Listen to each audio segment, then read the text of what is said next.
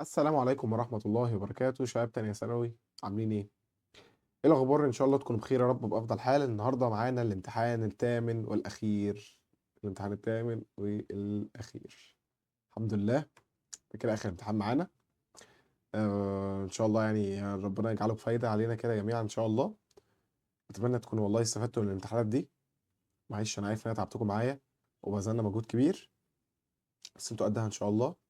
بإذن الله يا رب تقفلوا الامتحان يعني إن شاء الله. يلا بينا على طول نبدأ كده بأول سؤال. أول سؤال عندنا بيقول لي the opposite figure shows some light rays emitted from a point light source placed inside a transparent medium. احنا عندنا light source كده محطوط مثلا في transparent medium، وليكن مثلا محطوط في ووتر، في ميه. تمام. الريفراكتيف اندكس بكام؟ عايز اعرف الاندكس بكام بتاعت الووتر دي. اكيد مش بس على اندكس الاير، يعني ما انا قلت لك بقى ان انت داخل الامتحان عارف ان اندكس الاير ب 1، وعارف ان فيلوسيتي اللايت في الاير ب 3 تايمز 10 باور 8. خلاص دي حاجات كلها انت عارفها بقى. يلا بينا. بيقول لك انا عايز اعرف الاندكس بكام. ركز كده معايا شويه. شايف اللايت اللي خارج كده ده؟ شايف اللايت ده عمل ايه؟ خرج تنجنت. يبقى اللايت ده اللي ماشي هنا كده ده خرج تنجنت، صح؟ عارف ده معناه ايه؟ معناه ان الانجل اللي هنا دي كده، الانجل اللي هنا دي اسمها فاي كريتيكال. بص اقول لك على حاجه، ثانيه واحده هكبر لك الرسم، ثانيه واحده. اهو كده كبرتها لك على الاخر يعني. بص كده زي ما قلنا، انت عندك اللايت راي ده، اللايت راي ده اهو ده اللي ماشي كده، خرج ايه؟ خرج تنجنت. يبقى الانجل دي اسمها ايه؟ الانجل اللي هصلي لك عليها دي، الانجل دي اسمها فاي كريتيكال. فاي كريتيكال، فاي كريتيكال. ركز بقى معايا كده على الحرف اللي انا هرسمه لك دلوقتي بالتقيل قوي كده، هرسمه لك بالتقيل ثانية. بص كده الحرف ده. ها. ها. خدت بالك؟ خدت بالك من الحرف ده ولا لسه؟ حرف ايه ده؟ قول. حرف زد. يبقى الانجل دي بكام؟ يبقى الانجل دي فاي كريتيكال، الترنيت انجل، فاي كريتيكال. تمام. الحمد لله. بعدين خد بالك بقى من الفاي كريتيكال دي، ده بالنسبه لها الاوبزيت، وده بالنسبه لها هو الهايبوتنس. يبقى ساين فاي كريتيكال ايكوال اوبزيت على الهايبوتنس. انت واخدها من ثالثه اعدادي الموضوع ده. ساين فاي كريتيكال ايكوال اوبزيت على الهايبوتنس، يعني 0.7 على الهايبوتنس اللي هو 1. انت عارف ان ساين فاي كريتيكال دي برضو ايكوال 1 على ان. ده القانون اللي انت واخده السنه دي بقى، ساين فاي كريتيكال 1 على ان. لو سويت دول ببعض هتلاقي ان الان ايكوال 1 على 0.7. تطلع معاك كام؟ تطلع معاك على طول 1.4. الاختيار ايه؟ سؤال حلو قوي، سؤال حلو جدا. اللي بعده بيديك هنا جبل ماونتن كده، وبيديك الارتفاع 5 كيلومتر. at which of the point A B C or D a gravitational field least. تأثير الجاذبية. على فكرة الجرافيتيشنال فيلد ده ايكوال جي ام على ار سكوير. احنا عايزين اقل جرافيتيشنال فيلد، اقل جرافيتيشنال فيلد. يبقى اكبر مسافة، اكبر مسافة. مفيهاش حاجة اظن. اكبر مسافة، اكبر distance يبقى اقل جرافيتيشنال فيلد. تلاقي الجاذبية هنا كده 9.8 مثلا، تلاقي هنا الجاذبية 10 مثلا كده يعني. حاجات بسيطة قوي. السؤال اللي بعده بيقول لك if a tennis ball and a bowling ball. التنس بول دي واضح انها خفيفة كده، يعني الجسم خفيف. تنس بول كرة تنس. بولينج بول كرة البولينج الكبيرة دي. fall freely from the same height. Which of the following quantity differs for the two balls. اولا كده نمسك اسهل حاجه فيهم، البوتنشال انرجي. البوتنشال انرجي ايكوال ام جي اتش. هم اول ما يوصلوا لهاف الهايت، يعني انت دلوقتي بص عندك كره تنس كده صغيره تافهه كده، وكره بولينج، الاثنين نازلين نازلين نازلين بيقعوا بيقعوا. اول ما يوصلوا عند نفس الهايت. لا ماشي، هما الاثنين نزلوا نفس الهايت، تمام، كتر الف خيرك، نفس الهايت ماشي. نفس الهايت ونفس جي، بس الماس مختلف يا بيه. انت عندك جسم خفيف وجسم تقيل، يبقى بوتنشال انرجي مختلفه. يبقى بوتنشال انرجي مختلف. طب والكاينتيك انرجي؟ ما كاينتيك انرجي نفس الكلام، هاف ام في سكوير، هاف ام في سكوير، الام مختلفه. والميكانيكال انرجي برضو من ان هي اصلا تعتبر صم الكاينتيك بلس البوتنشال، فهي كمان مختلفه. يبقى طبعا الثلاثه دول، الثري بريفيوس كوانتيتيز ار ديفرنت. السؤال اللي بعده بقى سؤال حلو جدا جدا جدا، وفي فكره كده انت لازم تبقى متخيلها. ده سؤال في اي بي. بيقول لك ايه؟ بيقول لك the opposite figure show a transverse wave. عندك transverse wave propagating in a loop from left to right، ماشيه كده، ده الدايركشن اوف wave propagation. بيقول لك انا عايز اعرف البارتيكل بي ده هيبقى بيتحرك ناحيه ايه؟ تمام؟ at this moment in which direction is the particle B moving at this moment. بص عايزك تركز معايا. ادي الموجه اللي عندك اهي، ادي الموجه، ادي الموجه، بس بتقل عليها انا كده باللون الاحمر معلش.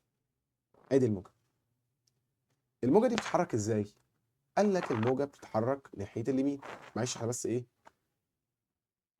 هنبدا نحركها يمين اهو.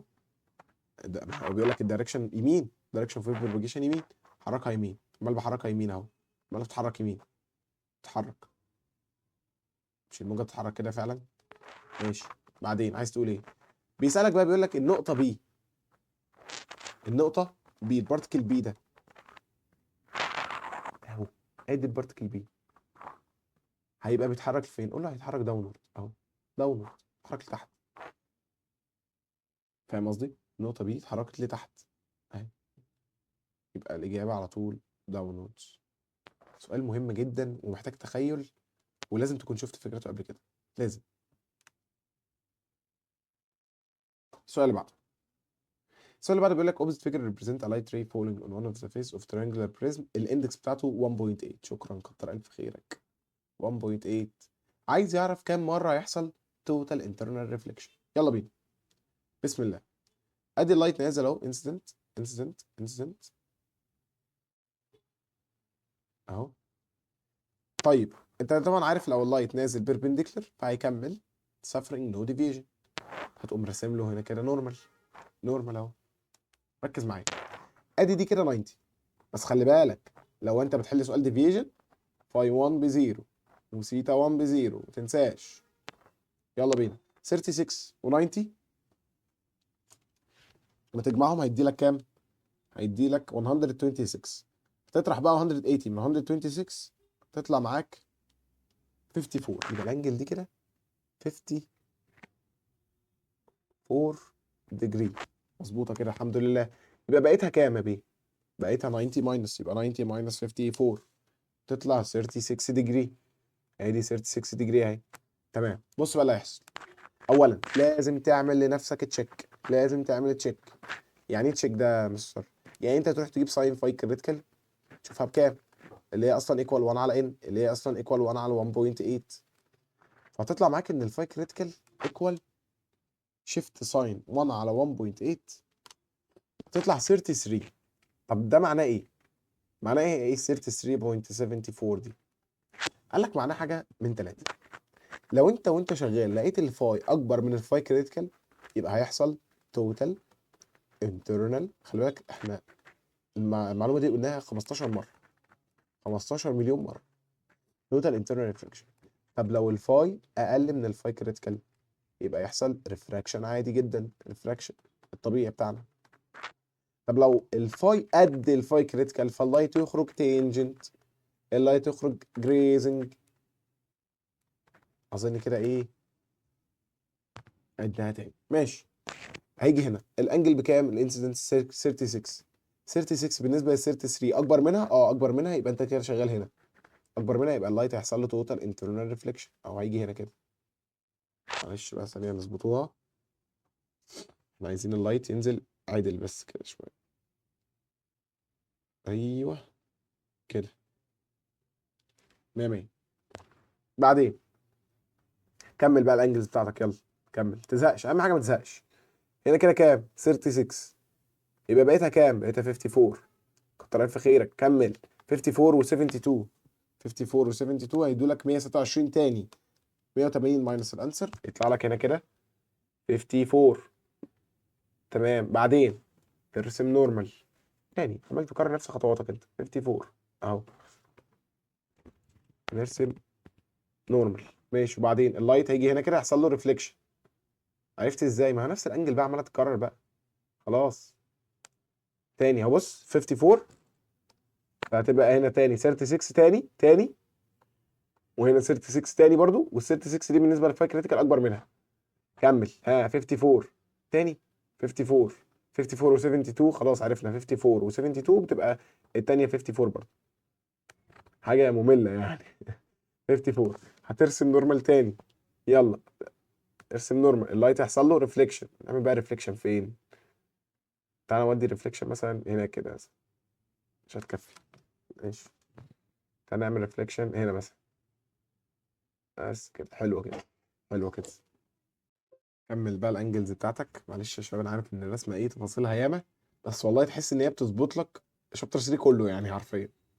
54 يبقى لك هنا خلاص بقى قلنا 36 36 ده انا حفظت الانجلز خلاص. 36 ديجري يبقى دي كمان 54. ركز بقى معايا في حاجه بسيطه قوي.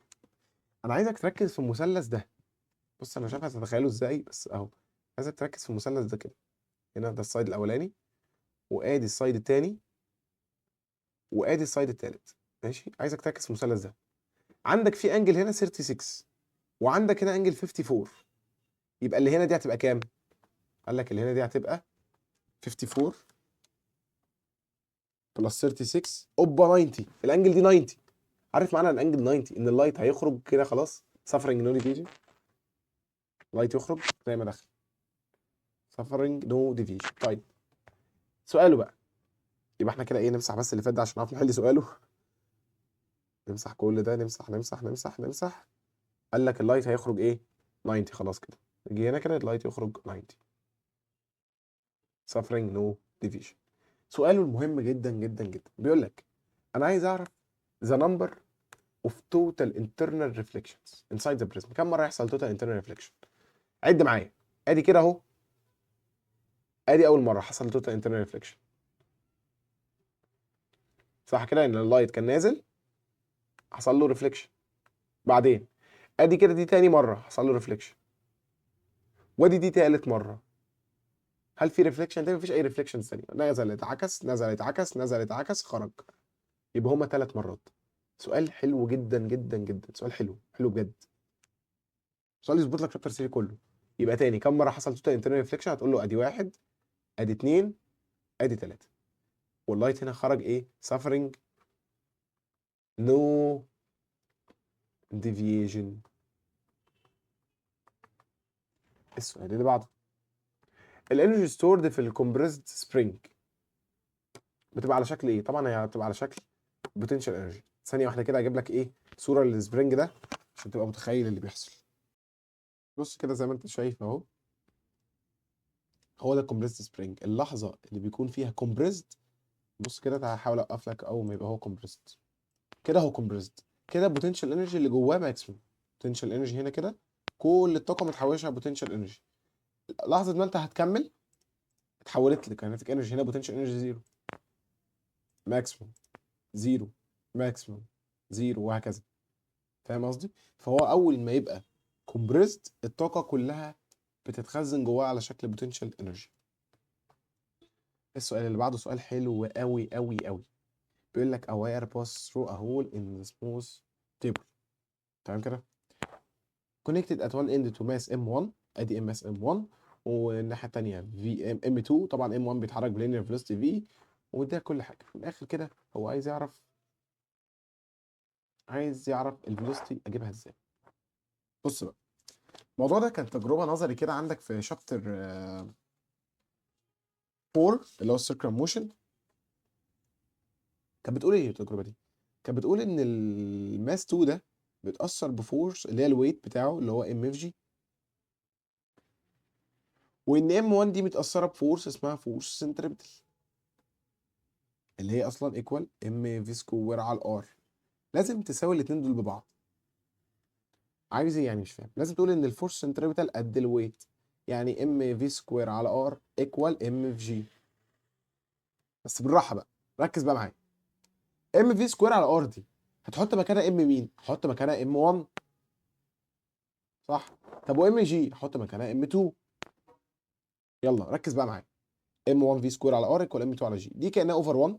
تعمل كروس مالتيبليكيشن هتلاقي ان ام في سكوير ايكوال ام 2 جي ار. ازاي تجيب في سكوير لوحدها؟ يبقى في سكوير ايكوال ام 2 جي ار على ام 1. ازاي تخلص من باور 2؟ تعمل روت. يبقى روت ام 2 على ام 1 في جي ار. سؤال حلو جدا جدا. فين بقى الاجابه دي؟ اهي اجابه سي. سؤال يعني بجد حته تحفه. اللي بعده. if the distance between the center of the first bright line and the center of the central line. ادي السنترال لاين اهي، السنترال تمام. وطبعا الفيرست برايت يبقى انت كده مديك الدلتا واي اهي. يبقى دلتا واي ايكوال 2 تايمز 10 باور نيجاتيف 3 متر.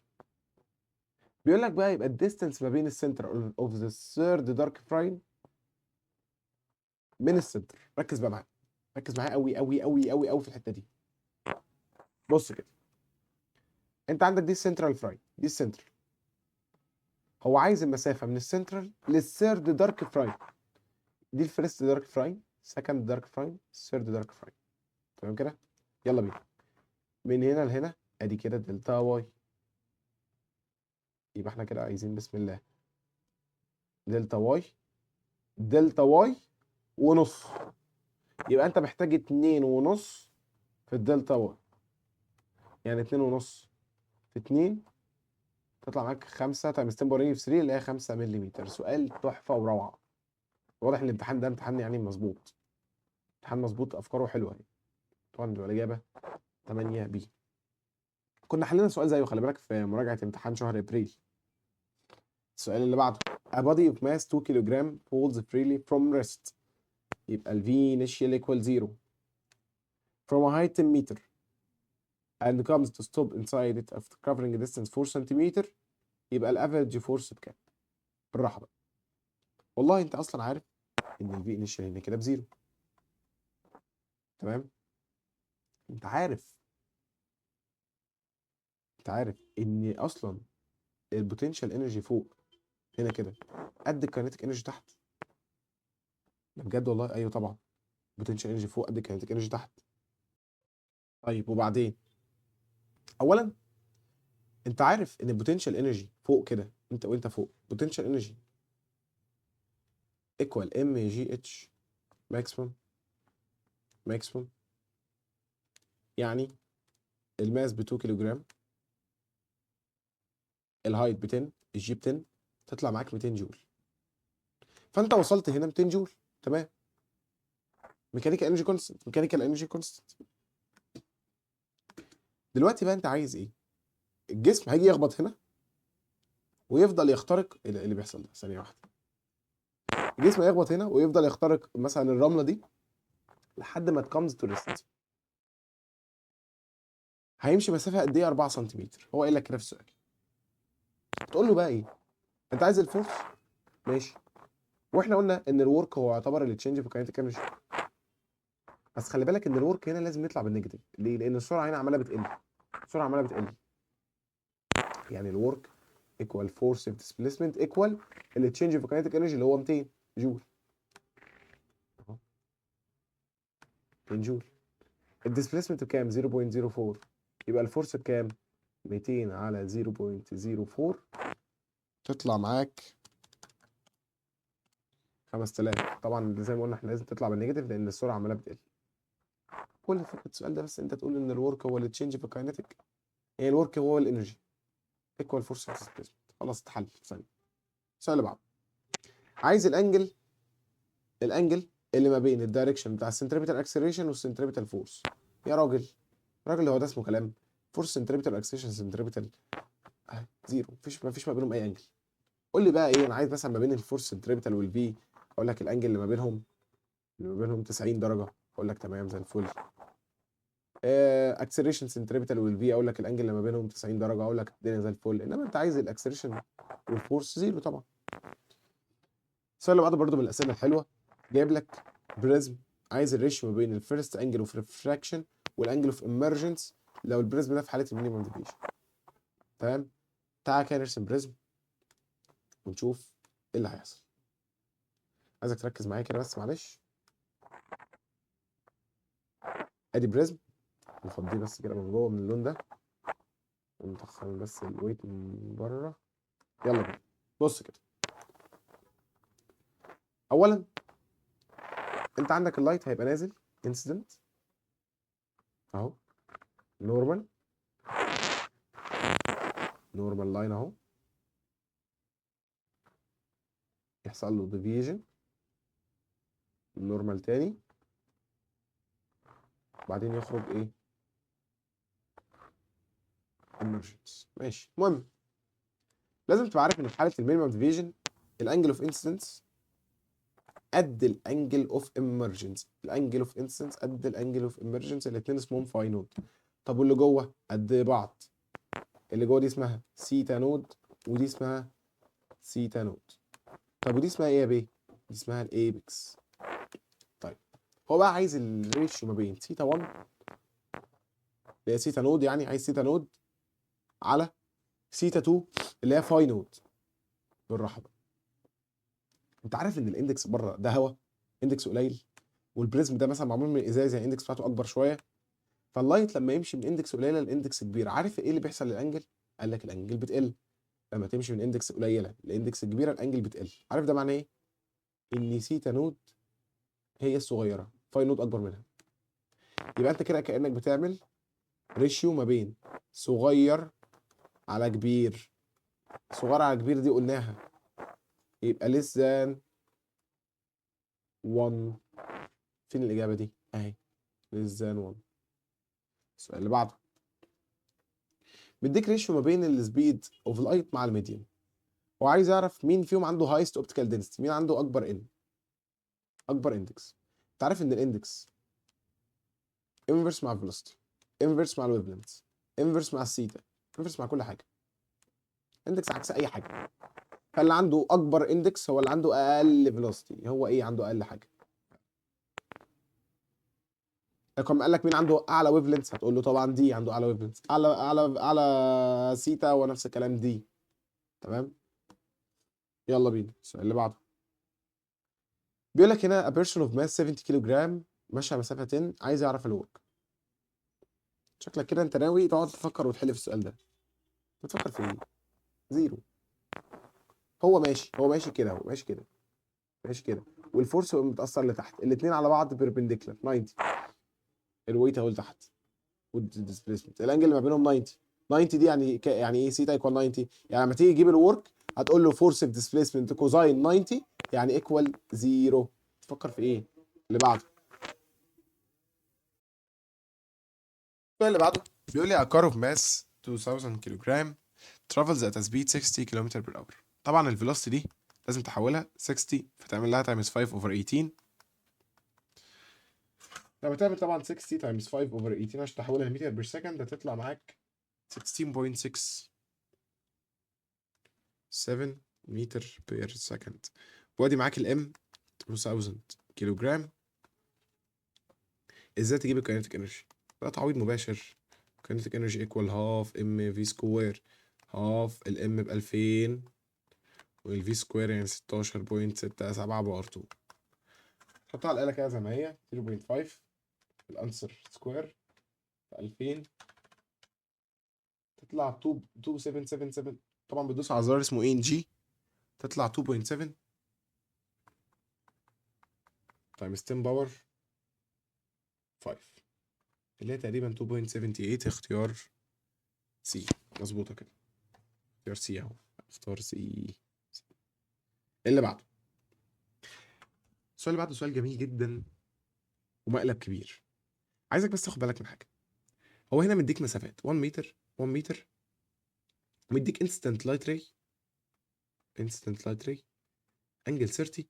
واضح ان اللايت هنا هيحصل له ريفليكشن. تمام. تخيل معايا كده ان اكبر ريفليكشن ممكن يحصل فين. اكبر ريفليكشن ممكن يحصل اهو. ثانيه واحده كده معلش نظبطوها اهو. ده اكبر ريفليكشن ممكن يحصل، لان بعد كده هيخرج بره المرايه خلاص. طيب شوف كده السيتا دي. السيتا دي بالنسبه لها ده الاوبزيت وده الادجيسنت، فانت هتجيب تان سيتا اوبزيت على الادجيسنت ب 1. يعني السيتا بكام؟ 45 ديجري. ماشي. يبقى احنا كده متفقين ان اكبر ريفليكشن هو 45 ديجري لما الانجل دي تبقى 45. حلو، جميل جدا. امسح بقى كل ده. تعال حل السؤال عادي جدا. حل السؤال عادي. Two perpendicular plane mirrors A and B. A light ray falls in mirror A at an angle of incidence 30 as shown in the opposite figure. عايز يعرف الري ايه اللي هيحصل له. هل هو هيفول الميرور بي بانجل 30 ولا انجل 60 ولا هيرفلكت من بي بانجل 45 ولا مش هيقع اصلا مرايه بي. تعال نشوف. ادي اللايت مثلا هيحصل له انجل ريفليكشن انا مش عارف هي كام. المفروض ان هي 30 اهي. المفروض ان هي 30 شبه الانس 30. يبقى دي كام؟ يبقى دي 60 ديجري. انت عارف ان الانجل دي 60 اكبر من 45. اكبر منها، اكبر من 45. عارف ده معناه ايه؟ معناه ان الرسمه مش هتبقى بالشكل العبثي ده. عمرها ما هتبقى كده. عمرها. امال هتبقى ازاي يا مستر؟ بص بقى ركز معايا. احنا قلنا دلوقتي الانجل 45 دي، مش عارف ليه مش عايز تظبط بصراحه، بس ثانيه واحده. ادي الانجل 45 دي اكبر حاجه. انت بقى عايز تنزل اللايت بانجل، بص قد ايه. هنا 30 يبقى هنا 60، يعني انجل اكبر 60. يعني اللايت اصلا مش هيقع على الميرور بي. doesn't fall الميرور بي. لما دي تبقى 30 ودي تبقى 60 يبقى اللايت هيخرج بره اصلا، مش هيقع على المرايه. طيب بص انا حبيت كده اعمل لك حاجه حلوه عشان برضه تفهم قصدي اكتر. هنجيب المسطره دي. المسطره دي الميزه فيها ان هي فيها ايه؟ فيها انجلز. ركز معايا ادي كده الانجل زيرو خلاص. احنا عايزين لايت يرفلكت بانجل 30. فانت هتظبط. طبعا المفروض بقى ايه تظبطها على 60 عشان بتقيس الانجل ايه اللي من بره. كده هتبقى مظبوطه. خلي اللايت يخرج كده اهو. بص ما عداش على ميرور بي. انما لو كانت 45 بص بقى الميزه. بص لما تبقى 45 بص اللي هيحصل. يا سلام ده دي اخر حاجه ممكن تحصل. 45. سؤال حلو قوي بصراحه. سؤال يعني فيه تفكير. ويعني انت لو ايه لو فاهم حوار الانجلز ده هتبقى الموضوع بالنسبه لك سهل قوي. السؤال اللي بعده بيقول لك a tuning fork was struck so it produced الرقم ده oscillations during 8 seconds. عايز الفريكونسي. يبقى الفريكونسي equal ان على تي 2048 على 8 2048 على 8 تطلع معاك 256 هرتز. ايه دي الإجابة؟ بي. السؤال اللي بعده. A light ray falls from glass into the interface with air at an angle of incidence 40 و deviates from its path by angle 30. سؤال جميل. أول مرة نشوف حتة deviates from its path دي. لا مش أول مرة، حلينا عليها عادي. يلا بينا. ادي انت عندك كده هنا كده جلاس، وعندك هنا air. وليكن يعني اللايت نازل من الجلاس اهو. ترسم نورمال. هيحصل له ايه؟ قال لك deviates from its path by an angle 30. يعني يعني اصلا اللايت كان هيكمل كده، كان هيكمل زي مساره، بس هو deviates. لازم تعرف بقى هو هيديفيت ناحيه النورمال ولا away from النورمال. مهمه جدا. هل هيديفيت towards النورمال ولا away from النورمال؟ ركز بقى معايا. واضح ان اندكس الاير هي قليله واندكس الجلاس هي كبيره. يبقى ميديم اندكس بتاعته كبيره، اندكس قليله. تلاقي اللايت بص كده هيديفيت كده، هيبعد عن النورمال. طيب لو دي قال لك الانجل اوف انسنس فوق هنا كده 40، يبقى الانجل الجديده كام؟ 40 وال 30 تبقى 70. يلا بينا. ازاي بقى تجيب الاندكس بتاعت الجلاس؟ اندكس الجلاس انت عايز اندكس الجلاس يعني تاخد ساين 70 على ساين 40. يلا بينا. ساين 70 اوفر ساين 40. طبعا ما تنساش بس تقفل البراكتس. تطلع معاك 1.46 اللي هي اجابه فين اهي بي. السؤال اللي بعده. A body moves in a uniform circular motion along a horizontal path ماشي such that it completes one full revolution in time t. لو الروتيشنال سبيد change so that السنتريبيتال فورس decreased to quarter. يعني السنتريبيتال فورس قلت لكوارتر، يبقى فورس سنتريبيتال 2 وربع فورس سنتريبيتال 1.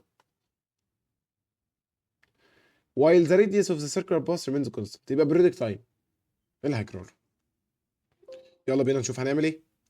اول حاجه هتاخد فورس سنتريبيتال 2 على فورس سنتريبيتال 1. بعمل ريشيو عاديه او عادي ممكن تعمل 1 على 2 مش تفرق كتير عادي. خليها 2 على 1 يا عم وخلاص مش ازمه يعني. هو اصلا الفورس سنتريبيتال ايكوال ايه؟ شكلك نسيت. ام في سكوير على ار، اوعى تنسى. يبقى فورس سنتريبيتال 2 يعني ام 2 على ام 1 تايمز في 2 سكوير على في 1 سكوير تايمز ار 1 على ار 2. العكس، انفرس. هتعمل ايه؟ هشيل فورس سنتريبيتال 2، احط مكانها ربع فورس سنتريبيتال 1، وفورس سنتريبيتال 1 هتروح مع فورس سنتريبيتال 1، يبقى لي هنا كده 1 اوفر 4 ايكوال. هو نفس البادي نفس الراديوس، يبقى ده ايكوال في 2 سكوير على في 1 سكوير. خد الروت هيطلع معاك ان في 2 على في 1 ايكوال هاف. في 2 على في 1 ايكوال هاف. ماشي. هو عايز الريشيو ما بين البريودك تايم. اجيب ازاي البريودك تايم؟ ما هو الفي اصلا ايكوال 2 باي ار على البريودك تايم بقى خلاص. الفي ايكوال 2 باي ار على البريودك تايم، نفس ال2 ونفس الباي ونفس الار، فالفي والتايم انفرس لبعض. الفي مع بريودك تايم انفرس بعض، يعني في 2 على في 1 بهاف، يبقى في 2 على في 1 ايكوال تي 1 على تي 2. صح كده؟ انفرس لبعض، انفرس. يبقى بريودك تايم 1 على بريودك تايم 2 بهاف. ازاي بقى تجيب بريودك تايم 2 لوحدها؟ بريودك تايم 2 هتطلع معاك 2 من بريودك تايم 1. سؤال حلو جدا برضو يظبط لك حوار الريشيو. تاني بنأكد تاني على موضوع اللي هو دايركت وانفرس، ده بيحل لك كل المسائل، بيحل لك كل المسائل بجد والله. السؤال اللي بعده برضو نفس الموضوع، دايركت وانفرس. A wave propagates through two different mediums 1 و 2. لو الويفلنس in one of the medium was greater than the other by 10. if you know that the ratio ما بينهم V1 على V2 2 على 3. عايز اعرف الويفلنس بالراحه بقى، بالراحه جدا. تعرف ان الفي ايكوال ويفلنس في الفريكونسي؟ عرفت دلوقتي حالا. وفي 1 على في 2 ب 2 على 3. حلو قوي. عارف ده معناه ايه؟ معناه ان في 1 ب 2 مثلا وفي 2 ب 3، يبقى في 2 هي الكبيره. في 2 هي الكبير. انت عارف ان الميديم اللي عنده فيلوسيتي كبيره، هيبقى عنده ويفلنس كبير كمان. بجد والله. يعني انت عايز تقول لي عشان في 2 اكبر من في 1 يبقى ويفلنس 2 اكبر من ويفلنس 1؟ اه عايز اقول لك كده فعلا. ده فعلا انا عايز اقوله. يعني انت عارف ان انت لو قلت ان لامدا 1 بلامدا، يبقى لامدا 2 هي لامدا بس بلس 10، ان هي اكبر منها ب 10. حلوه جدا، سؤال حلو قوي. يلا بينا. يبقى في 1 على في 2 ايكوال 2 على 3 ايكوال لامدا 1 على لامدا 2 لامدا على لامدا بلس 10. تعمل ايه بقى؟ كروس مالتيبليكيشن. يبقى 3 لامدا ايكوال 2 لامدا بلس 20. خد دي هناك هيطلع معاك ان اللامدا ايكوال 20. سؤال روعه وتحفه، تحفه. اللي بعده A body falls freely from rest، يعني في انيشال بتاعتك بزيرو، ومديك ريليشن ما بين البوتنشال انرجي مع الديسبيسمنت. احنا كده خلي بالك وصلنا لاخر صفحه في الكتاب الحمد لله. يلا بينا. بيقول لك بقى ايه؟ عايز الميكانيكال انرجي. انت عارف ان الميكانيكال انرجي دي هتعتبر البوتنشال انرجي ماكسيمم 0.7. خلاص حرفيا مش عايز حاجه تانية. يلا بينا نبدا باسئله المقالي. عايز السبيد، مع ان هو مديلك ريليشن ما بين الفريكونسي مع الويفلنس. السبيد ايكوال ويفلنس في فريكونسي، انت اصلا عارف الموضوع ده. تعرف تجيب سلوب؟ اه اعرف اجيب سلوب. ايه اللي هو السلوب؟ دلتا واي على دلتا اكس، فريكونسي على 1 على لامدا. فاللامدا تطلع فوق تبقى فريكونسي في لامدا. فريكونسي في لامدا يعني الفي. يبقى انت كده عشان تجيب الفي هو بالنسبه لك هو السلوب. ازاي تجيب سلوب؟ دلتا واي على دلتا اكس يعني 450 على 1.5. 450 على 1.5 تطلع معاك الاجابه على طول 300 متر بير سكند. السؤال اللي بعده. It is necessary to estimate the maximum centripetal force when designing road curves. ليه احنا مهم جدا ان احنا نحسب الماكسيمم centripetal force لما نيجي نصمم الطرق اللي هي ايه فيها كيرفات. يلا بينا. بص بقى، بيقول لك احنا لما بنيجي نعمل ديزاين للكيرفات بتاعت الطرق، السنتريبيتال فورس ما ينفعش must not exceed، ما ينفعش تعدي ليميت احنا اللي بنحطه. ده بتلاقي مهندسين طرق كده يحط ليميت، يقول لك والله الفورس سنتريبيتال ماكسيمم برقم معين ما ينفعش تعدي. طب ليه بقى؟ قال لك لان لو الريكوايرد سنتريبيتال فورس becomes too large فالفريكشن may become insufficient. انت عارف معناه ايه؟ عارف يعني ايه insufficient؟ تلاقي العربيات تتزحلق، بتعمل حاجه اسمها سكيدنج، سلايد، تتزحلق. طب لو اهو the vehicle may skid outward or lose control. So estimating the maximum centripetal force help ensure safe turning of vehicles. تمام كده؟ يعني بص لما الفورس centripetal تبقى sufficient العربية تمشي في طريقها عادي ما يحصلهاش كده، خاصة في الطرق الدراي. انما لو طريق سليبري مثلا اللي هو طريق الرين مثلا الدنيا مطرة تلاقي العربية ايه اللي الفورس centripetal مش كفاية ليها insufficient، فبالتالي العربية يحصل لها سكيدنج او سلايدنج. السؤال قبل الأخير هانت يا شباب، خلاص السؤال اللي قبل الأخير أهو. A rope is connected to a load suspended by a vibrating spring. تمام. If the mass made 5 complete oscillations in 10 seconds والديستنس ما بين الفيرست كريست والثيرد كريست 40. بالراحة خلينا حاجة ازاي تجيب الفريكونسي؟ الفريكونسي ايكوال ان على تي. الان عندك ب 5 والتي ب 10 اهي، ادي الان وادي التي، تطلع معاك الفريكونسي ب 0.5. طيب والسبيد الفي equal wavelengths في frequency. الويفلنس تجيبها ازاي؟ طبعا انت اول حاجه عندك الفريكونسي 0.5 خلاص جاهزه. الويفلنس تجيبها اكس على ان، يبقى 0.5 المسافه اللي هي 40، بس طبعا ما تنساش بس تحولها لمتر، 40 تايمز 10 باور نيجاتيف 2 على الان اللي هي من الفيرست كريست للثيرد كريست فيها موجتين. تطلع معاك على طول، اقعد على الكالكليتر تطلع لك 0.1 متر بير سكند. يلا بينا السؤال الاخير ختامه مسك ان شاء الله. بيقول لك the opposite figure show a moon B. ده كده قمر مون. وعندك A planet A ده بلانت كوكب كده، الماس بتاعه 100 تايمز اكبر منه 100 مره، 100 مره. يعني ماس A 100 ضعف ماس B. تمام. وخلي بالك الجرافيتيشنال فورس at x equal، يعني فورس جرافيتيشنال A equal فورس جرافيتيشنال B at x. تمام كده. عوض، مش تعمل اي حاجه ان انت تكتب القانون مرتين. يبقى جي ام ام اي دي اللي هي المسافه اللي هي اسمها دي 1، دي 1 سكوير ايكوال جي ام ام على دي 2 سكوير. طبعا دي ام اي ودي ام بي، فطبعا هتلاقي عندك جي والام مع جي والام، وهتشيل ماس ايه تحط مكانها 100 ماس بي، يبقى زين 100 ماس بي اوفر دي 1 سكوير ايكوال ماس بي اوفر دي 2 سكوير. طبعا اللي هيحصل هنا ان ماس بي هيروح مع ماس بي وتعمل بقى كروس مالتيبليكيشن، يبقى دي 1 سكوير ايكوال 100 دي 2 سكوير. ما تستعجلش، ودي دي هناك كده زحلقها بالديفايدد. نكتب فين بس؟ نكتب هنا، يبقى دي 1 سكوير على دي 2 سكوير ايكوال 100 on 100. خد الروت، خد الروت، هيطلع معاك دي 1 على دي 2 ايكوال روت ال 100 اللي هي 10. وبكده دي تكون إجابة آخر سؤال في الكتاب معانا، آخر سؤال في كتاب المعاصر. الحمد لله كده، الحمد لله يكون إكزام 8 والأخير الحمد لله بفضل الله done. كان نقدر نكتب إن هي تم بحمد الله. بجد متشكر جدا يا شباب، عارف إن أنا تعبتكم معايا والله، بس صدقني أنت لازم تتعب وتعافر عشان توصل.